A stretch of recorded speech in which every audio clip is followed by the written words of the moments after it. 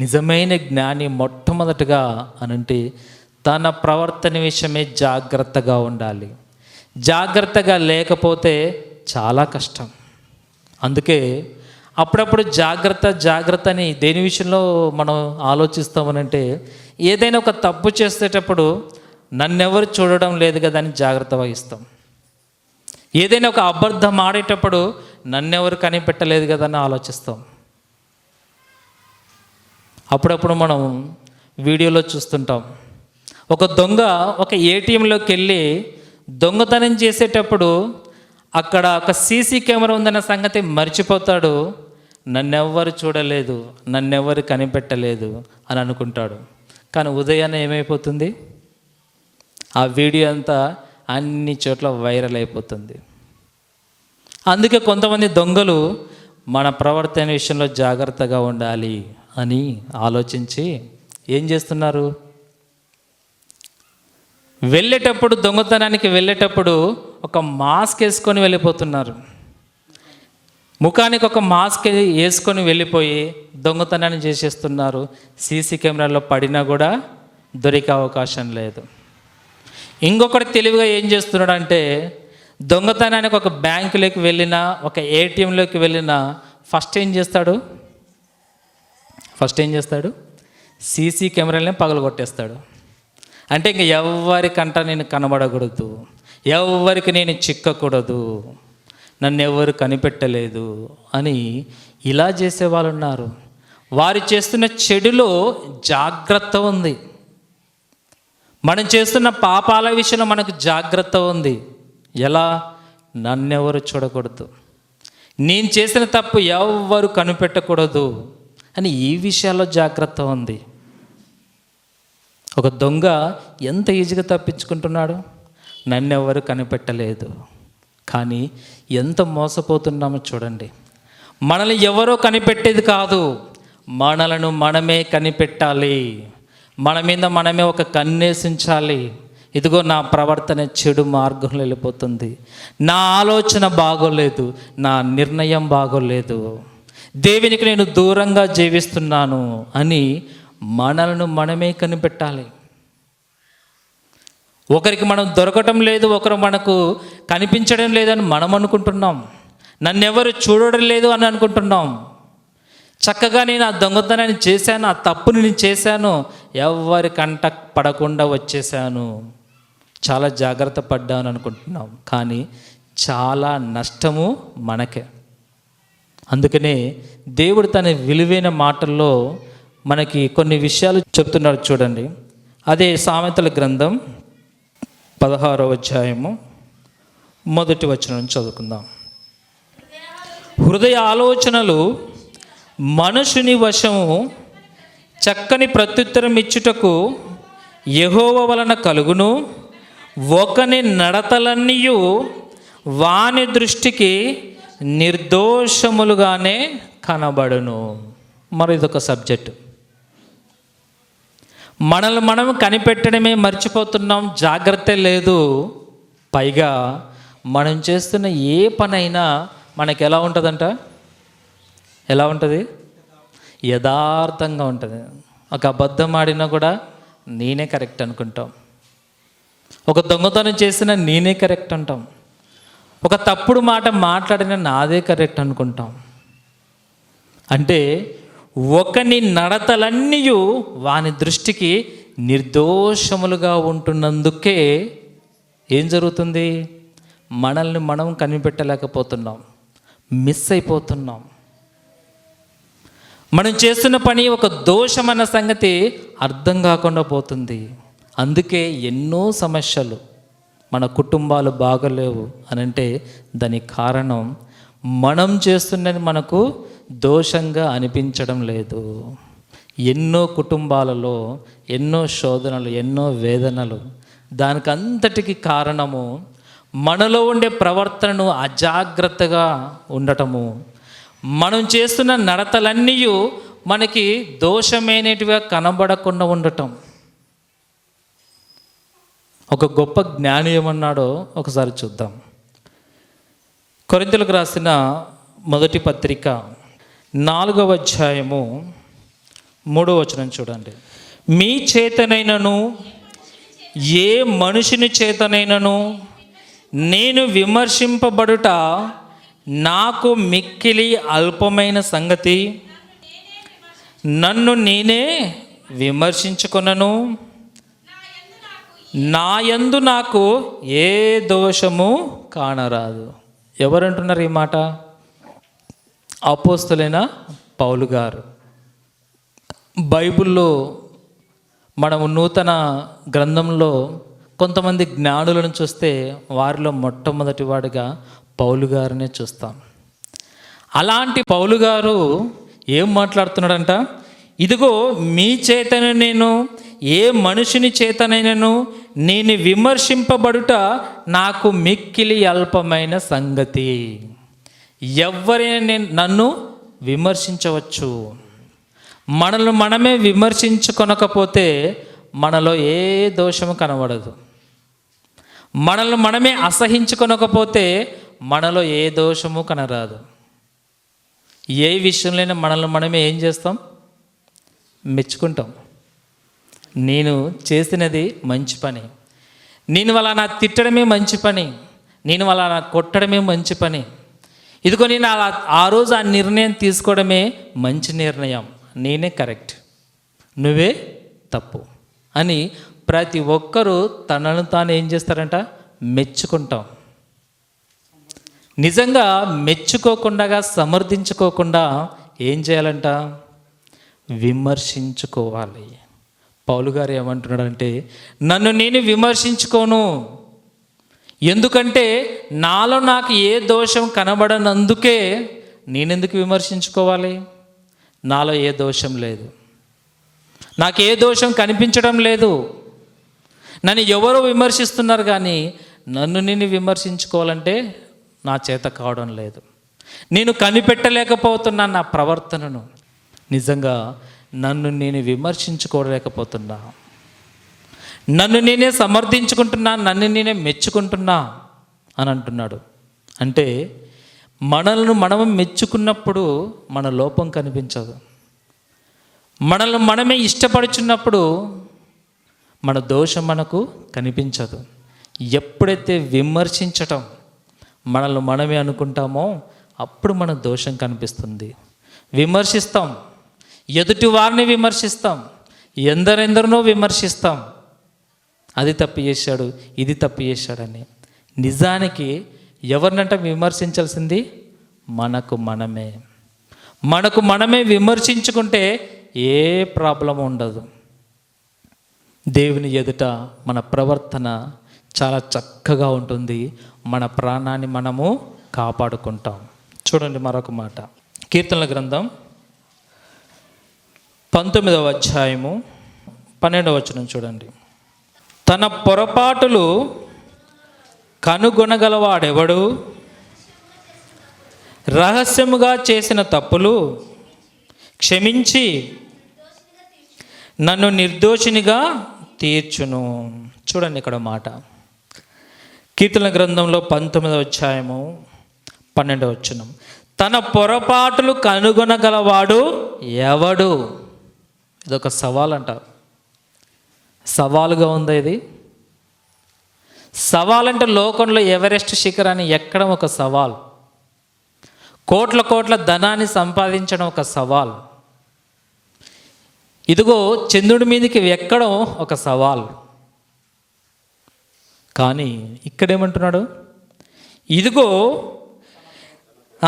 తన పొరపాటులు కనుగొనగలవాడు ఎవడు లేడు.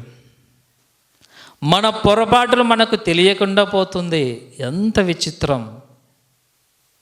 ఎంత అజ్ఞానంలో ఉన్నాం, ఎంత మోసపోతున్నాం. నిజమైన మోసం ఏదంటే ఎదుటివాడు మనల్ని మోసం చేయడం కాదు. ఎదుటివాని గురించి తెలుసుకోలేదు, నేను మోసపోయాను వాని దగ్గర అని కాదు. మన పొరపాటులు మనము కనుగొనలేనప్పుడే మోసపోతాం. అసలు ప్రపంచంలో తన పొరపాటులు కనుగొనగలవాడు ఎవడు అని ఇంత గట్టిగా మాట్లాడుతున్నాడంటే అది ఎంత విలువైన విషయమో ఒకసారి ఆలోచించండి. ఎదుటివాడొచ్చి మనకు బుద్ధి చెప్పాలా? ఎదుటివాడు వచ్చి ఇదిగో నువ్వు చేస్తున్న తప్పు అని చెప్పాలా? మనకు తెలీదా? తెలుసు. కానీ మనది మనం ఎప్పుడు ఒప్పుకోం. అదే మన జీవితాలకు వచ్చిన పెద్ద చిక్కు. ఒక్కసారి నాదే తప్పు అని అనుకోండి, ఏం సమస్య ఉండదు. ఇదిగో నాలో ఏదో పొరపాటు ఉందో ఒకసారి ఆలోచిస్తాను అని అనుకోండి, ఏం సమస్య ఉండదు. సమస్యలన్నీ ఎప్పుడు వస్తాయనంటే మనలోని పొరపాటులు మనం కనుగొనకపోతే. నిజంగా గొప్ప జ్ఞాని ఎవరు అంటే మన పొరపాటులు మనకు తెలియాలి, మన లోపాలు మనకు తెలియాలి, మన బలహీనత మనకు తెలియాలి. అప్పుడే మనం జ్ఞానులం. ప్రపంచంలో ఎంతమంది జ్ఞానులున్నా వాళ్ళందరి జ్ఞానం వట్టిదే.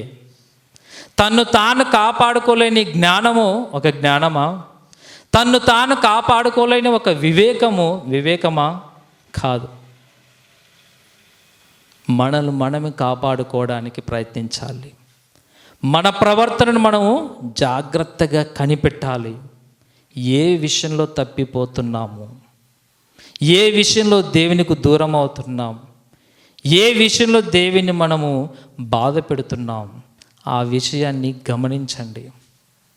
ఎదుటివారి కంటే మన లోపాలు మనకే కదా బాగా తెలుసు. మనమే కదా చేస్తున్నది, మనమే కదా ఆలోచిస్తున్నది, మనమే కదా అబద్ధాలు ఆడుతున్నాం. అది ఇంకెవరు చెప్పాలి నీకు? నిన్ను నీవే గుర్తించుకో, నిన్ను నీవే కనిపెట్టుకో, నిన్ను నీవే విమర్శించుకో, నిన్ను నీవే అసహించుకో. మన జీవితాలను మనం ఎప్పుడైనా అసహించుకున్నామా? అసహించుకో. మెచ్చుకుంటాం పైగా. ఒక్కసారి మన జీవితాలను అసహించుకునే సందర్భాలు మన జీవితంలో ఎప్పుడు రాలేదా? వచ్చాయి. కనిపెట్టాం, దాటిపోతాం. ఆ సందర్భాన్ని, ఆ ఆలోచనలు, ఆ నిర్ణయాన్ని దాటి ముందుకెళ్ళిపోతాం. అదే సమస్య. ఆ సమస్యలన్నిటినీ సాధించాలి, ఛేదించాలి, మన ప్రవర్తన మనం కనిపెట్టాలి అని అంటే మనంతకు మనం నేర్చుకుంటే కుదరదు. మరి ఎక్కడికి రావాలి?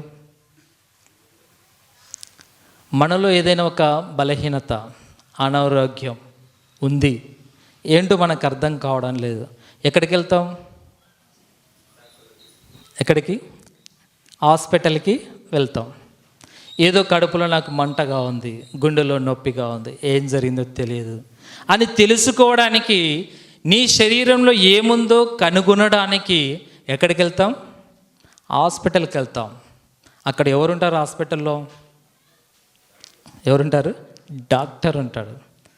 ఇదిగో సార్ ఇలా ఉంది నా పరిస్థితి, ఏంటో నాకు అర్థం కావడం లేదు అని అంటే డాక్టరు ఆ పేషెంట్ను పరిశీలించి ఆయన దగ్గర రక్తం తీసుకొని దాన్ని ఒక పరిశోధనలో పెట్టి దాన్ని పరీక్షించిన తర్వాత, ఇదిగో నీలో ఒక లోపం ఉంది, ఇదిగో నీ శరీరంలో ఒక బాధ ఉంది అని అప్పుడు చెబుతాడు. లేదు, నా శరీరంలో ఏదో ప్రాబ్లం ఉంది, నేను హాస్పిటల్కి కూడా వెళ్ళను, నాకు హాస్పిటల్ ఇష్టం లేదు, ఇదే బాగోవాలి అని అంటే మన శరీరంలో ఉండే బలహీనత మనకు అర్థమవుతుందా? తెలుస్తుందా? తెలియదు. నిజంగా ఏదైనా మన ఆరోగ్యంలో సమస్య ఉన్నప్పుడు వెంటనే హాస్పిటల్కి వెళ్ళనందుకే చాలామంది ఏమైపోతున్నారు? రోగస్తులు అయిపోతున్నారు. ఈరోజు పోదాం, రేపు పోదాం, ఎల్లుండి పోదాం, ఏం కాదులే అని అనుకుంటూ పోతే లోపలుండే రోగం ఏమైపోతుంది? ముదిరి అప్పుడు నిన్ను హాస్పిటల్కి నువ్వు వెళ్ళడం కాదు, నిన్ను ఎత్తుకొని పోవాల్సి వస్తుంది హాస్పిటల్కి. ఏదైనా చిన్నగా అనిపించినప్పుడే, చిన్న నొప్పి, చిన్న బాధ ఉన్నప్పుడే వెంటనే హాస్పిటల్కి వెళ్ళి చూయించుకోవాలి. ఎప్పుడైతే నెగ్లిజెన్స్ చేశామో ఏమైపోతుంది? నేను వెళ్ళను అనుకుంటూ ఉంటే ఏదో ఒక రోజు ఖచ్చితంగా వెళ్ళవలసి వస్తుంది. అప్పుడు వెళ్ళేసరికి నీ రోగం ఏమైపోతుంది? తక్కువ ఉంటుందా? ముదురైపోతుంది. అప్పుడు డాక్టర్ కూడా నేనేం చేయలేను అంటాడు. ఎందుకు అంతవరకు ఉన్నాం? ఎందుకు మనలోని బలహీనతను దాచిపెట్టాం? హాస్పిటల్కి వెళ్ళడానికి మనకేంటి ప్రాబ్లం? భయపడుతున్నాం, ఇష్టం లేదు. కానీ మన శరీరంలోని బలహీనత కొరకు మనం హాస్పిటల్కి వెళితే అక్కడ డాక్టర్ అయిన వాడు మనల్ని చూసి తన దగ్గరున్న పరికరాల చేత పరిశోధనలు చేసి నీ శరీరంలో ఎక్కడ లోపముందో కనిపెట్టి చెబుతాడు. దానికి మందులు వేసుకోవాలి. అప్పుడు నీ శరీరం అంతా ఆరోగ్యకరంగా ఉంటుంది. మరి ఇప్పుడు బైబిల్లోకి వస్తే మనలో ఏదో ఒక లోపం ఉంది, అది నాకు తెలియడం లేదు. నా ప్రవర్తనని కనిపెట్టలేకపోతున్నా, నా నడతలని నాకు సరిగానే ఉన్నాయి, నా ప్రవర్తన నాకు అర్థం కావడం లేదు, నా ప్రవర్తనని ఎలా కనిపెట్టాలి, నాకైతే ఏ దోషం కనిపిస్తలేదు. మరి ఎక్కడికి వెళ్ళాలి? ఆరోగ్యం బాగాలేకపోతే ఎక్కడికి వెళ్తాం? హాస్పిటల్కి వెళ్తాం.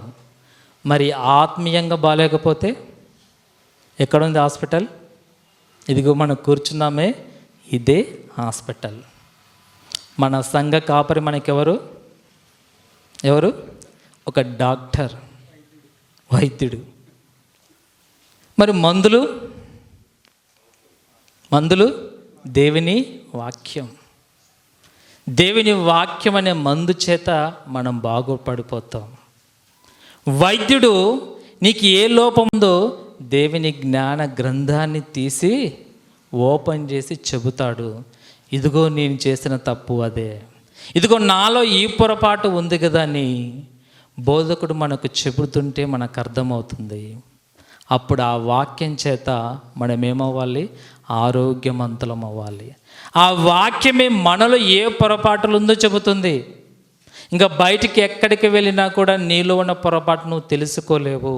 ఎందుకు అనంటే నీ దోషాలన్నీ నీకు నిర్దోషంగా కనిపిస్తాయి. నిన్ను నీవు విమర్శించుకోవు, నీలో ఉన్న పొరపాటు నువ్వు కనిపెట్టలేవు. అది కనిపెట్టాలంటే దేవుని మందిరానికి రావాలి. నేను వెళ్ళను, నేను రాను, నాకు ఇష్టం లేదు, నాలో ఏ దోషం లేదు. ఎప్పుడు వస్తాడు? హాస్పిటల్కి ఎప్పుడు పోగలిగాం? అంత ముదిరిన తర్వాత వెళ్తాం హాస్పిటల్కి. అలాగే దేవుని సన్నిధికి కూడా ఎప్పుడు వస్తాం? జీవితం అంతా కోల్పోయిన తర్వాత, అనారోగ్యస్తులమైన తర్వాత, ఆర్థికంగా బలహీనపడిన తర్వాత, ఆత్మీయంగా చచ్చిపోయిన తర్వాత అప్పుడు దేవుని దగ్గరికి వస్తాం. అప్పుడు దేవుడు కావాలి, అప్పుడు బోధకులు కావాలి, అప్పుడు బైబిల్ కావాలి. అప్పటికే జీవితం అంతా అయిపోయి ఉంటుంది. నీలో ఉండే పొరపాటులను కనుగొనడానికి అవకాశమే లేకుండా చేసుకున్నాం. దేవుని దగ్గరికి వస్తేనే మనం స్కాన్ అవుతాం. దేవుని దగ్గరకు వస్తేనే మన రక్తంలో ఏముందో తెలుస్తుంది. మన ప్రవర్తన ఎలా కనిపెట్టి ఉంచాలో మనకు అర్థమవుతుంది. దేవునికి దూరంగా ఉంటే, మందిరానికి రాకుండా ఉంటే మనలో మన పొరపాటును మనం ఒప్పుకోం. మనలో ఉండే మన చెడు ప్రవర్తనను మనం విడిచిపెట్టాం. మనకు మనమే విమర్శించుకోం, మనకు మనమే అసహించుకోం. మన చెడు మనకు అసహ్యం వేయాలి. ఎప్పుడైతే మన చెడు మనకు అసహ్యం వేయటం లేదో దాన్నే ప్రేమిస్తాం. అలా ప్రేమిస్తూ ఏమైపోతాం? చచ్చిపోతాం. రోగం ముదిరిన తర్వాత ఆటోమేటిక్గా అందరూ చచ్చిపోతారు. అదే ఆత్మీయంగా మన ప్రవర్తన చెడినదైతే అది ముదిరి ఏమైపోతుంది? ఆత్మీయంగా దేవునికి దూరంగా వెళ్ళిపోతాం.